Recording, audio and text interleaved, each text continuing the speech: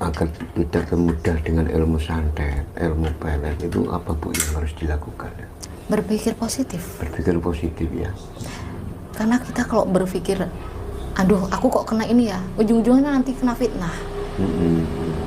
Terus nggak akur sama orang lain, teman, saudara. Jadi itu nggak penting deh.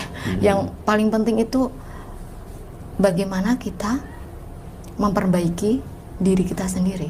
Oh, ada apa sih dengan aku tuh, ada apa sih kok bisa seperti ini? Iya. Kayak gitu. Setiap hari kita belajar terus.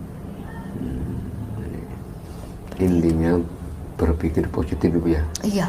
Apapun jenis penyakit, entah itu santet, entah itu pasti nggak akan terkena ya Bu ya. Enggak. Terus disiplin Mas, disiplin waktu. Terus ya berpikir positif, disiplin waktu, dan menghargai waktu. Jangan menunda-nunda pekerjaan. Bisa sedikit dijelaskan Bu tentang disiplin waktu itu seperti apa gitu, biar teman-teman semua itu pada tahu. Oke.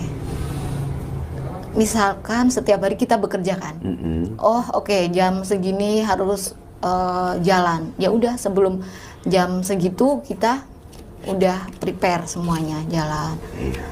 Terus menunda pekerjaan itu kayaknya sepele tapi bahaya itu Mas. Gak bagus juga. Karena habit kan.